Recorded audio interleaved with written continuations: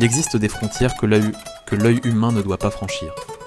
En Afrique de l'Ouest, on dit que l'océan n'est pas qu'une masse d'eau salée, mais le royaume d'une reine aussi généreuse que cruelle. Elle porte 1000 noms, mais vous la connaissez sous celui de Mami Wata. On raconte qu'elle possède les clés de la fortune, mais que chaque pièce d'or qu'elle donne est trempée dans le regret. Voici l'histoire de Kofi, le pêcheur qui a voulu défier les lois de l'invisible. Kofi était un homme droit, mais la chance l'avait déserté. Ses filets revenaient troués, ses enfants s'endormaient, au son de leurs propres ventres affamés. Un soir, alors que la lune était rouge comme une plaie ouverte, il se rendit à la pointe du diable, un endroit où même les requins n'osent s'aventurer. Là, il fit ce que les anciens interdisaient. Il versa du parfum cher et du gin dans l'écume et appela la mer des eaux. L'eau cessa soudain de bouger. Un silence de mort s'installa, puis elle émergea. Elle n'était pas une simple sirène, elle était la beauté personnifiée. Une peau noire comme l'onyx, des cheveux qui ondulaient comme des cobras de soie, et des bijoux en or massif qui tintaient à chaque mouvement. « Kofi !» dit-elle d'une voix qui ressemblait au chant des baleines. « Tu m'as appelé. Tu veux la richesse ? Je te la donnerai. Tes filets seront si lourds qu'ils feront craquer ton bateau. Mais écoute bien, ton cœur devient ma propriété. Tu ne toucheras aucune femme de la terre.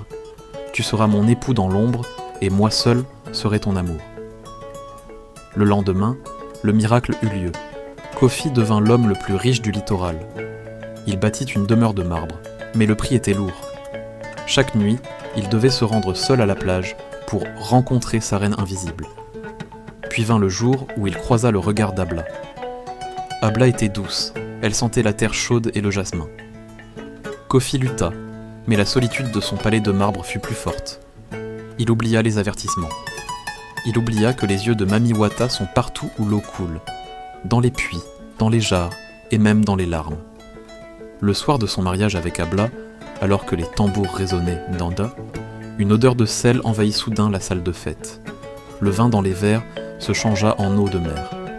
Kofi vit alors, dans un simple miroir au mur, le reflet de Mami Wata derrière lui. Elle ne souriait plus. Ses yeux étaient devenus des gouffres noirs. Une vague monstrueuse sortie de nulle part défonça les portes. Elle ne chercha personne d'autre que lui. Kofi fut aspiré, hurlant le nom d'Abla, alors que la mer reprenait son dû. Le lendemain, la mer était d'un calme plat. On retrouva sur le sable un seul objet, le peigne d'or de la déesse, posé sur les vêtements de Kofi. Aujourd'hui encore, les partirodiens, les pêcheurs du village ne sortent jamais sans verser une goutte d'eau au sol en signe de respect.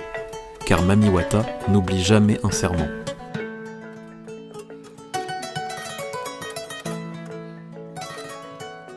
Partagez vos histoires en commentaire. N'oubliez pas de vous abonner pour d'autres plongées dans le paranormal africain. Restez prudents et ne tournez jamais le dos à l'océan.